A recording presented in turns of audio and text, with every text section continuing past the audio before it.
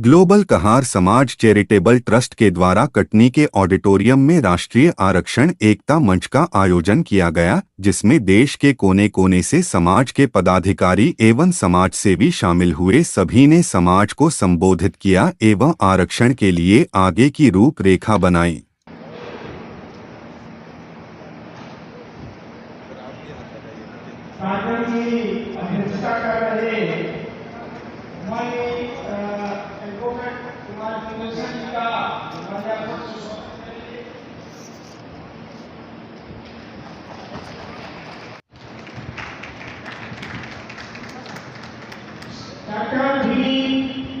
स्वागत करेंगे।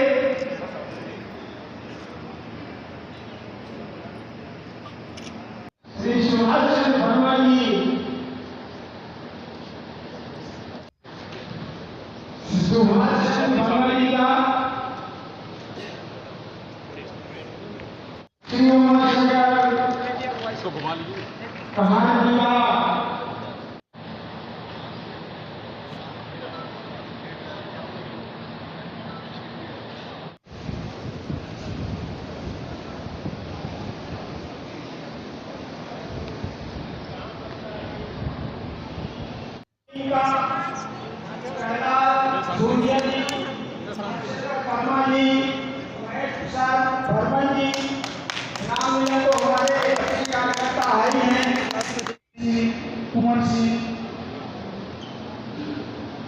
कुंवर बिंदेश्वर सिंह जी बिहार से आज के मुख्य अतिथि श्री कुंवर सिंह निषाद जी विधायक बलौदा बाजार छत्तीसगढ़ से आए हुए मुंजा सिंह, श्री डॉक्टर अरविंद कुंभारे जी महाराष्ट्र राष्ट्रीय अध्यक्ष ग्लोबल कहार समाज चैरिटेबल ट्रस्ट भारत के मुंजा सिंह हैं।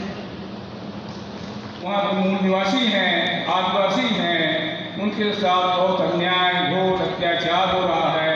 उनकी दशा और बहुत ही दयनीय है। जिस पर 1861 में ये सर्वे कराया गया, उसके बाद उसी सर्वे को आगे बढ़ाने के लिए जब साइमन कमीशन आया तो उसको महात्मा गांधी ने भी विरोध किया। साइमन कमीशन है कौन? वो है अवकाश का मतलब सेवानिवृत्त के वहाँ प्रीवी काउंसिल का मुख्य चीफ जस्टिस, जिसको मुख्य न्यायाधीश बोलते हैं, वो था। समस्या से जूझ रहे हैं।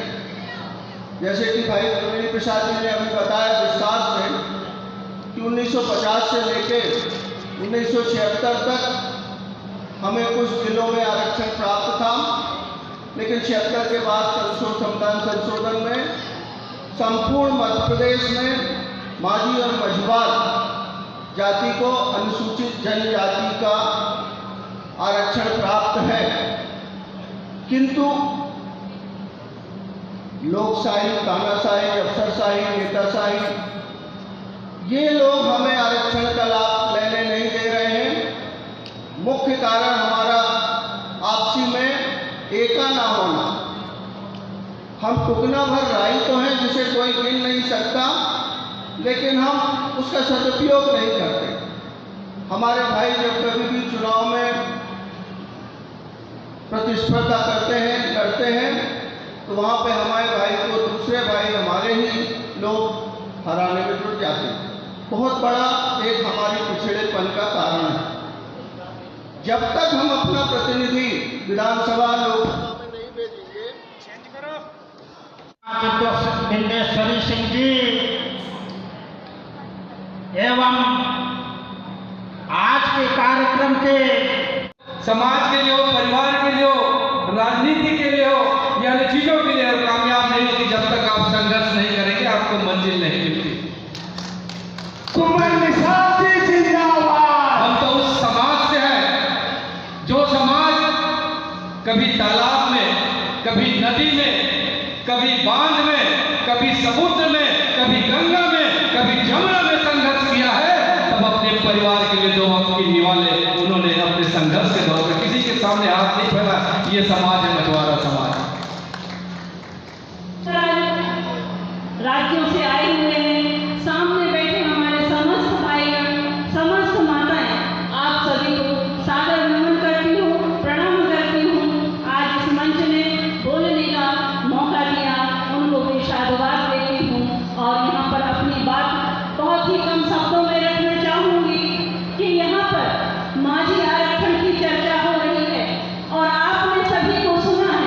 राष्ट्रीय आरक्षण एकता मंच के माध्यम से कहार समाज के माध्यम से ये राष्ट्रीय अधिवेशन किया गया, जिसमें पूरे मछुआरा समुदाय जो आरक्षण को लेकर लड़ाई जो चल रहा है, उस आरक्षण की लड़ाई को लेकर हम यहाँ पर एक मंच से अपनी अपनी बात रखें, अपने अपने विचार रखें। और यहाँ आकर मुझे भी बहुत कुछ सीखने को मिला और बहुत से विद्वज्जनों की बातें सुनने को मिला, और इनके बात ही है जिनके कारण आज हम इस आरक्षण के मुद्दे को एक सफल बनाने का प्रयास कर रहे हैं। और हमारा एक संकल्प है कि आज हमने सर्वसम्मति से आरक्षण के मुद्दे को यहाँ पर पास किया है, और हमें पूरा विश्वास है कि जिसकी लड़ाई हम लड़ रहे हैं वो आरक्षण की लड़ाई है, और वो आरक्षण की लड़ाई जब तक जारी रहेगी, जब तक हम इसे पूरा नहीं कर लेंगे। और पूरे विश्वास है कि एक दिन जरूर जीत हमारी होगी, और हम जिस आरक्षण के मुद्दे को लेकर लड़ाई लड़ रहे हैं वो लड़ाई और वो संघर्ष हम लोग जीतेंगे।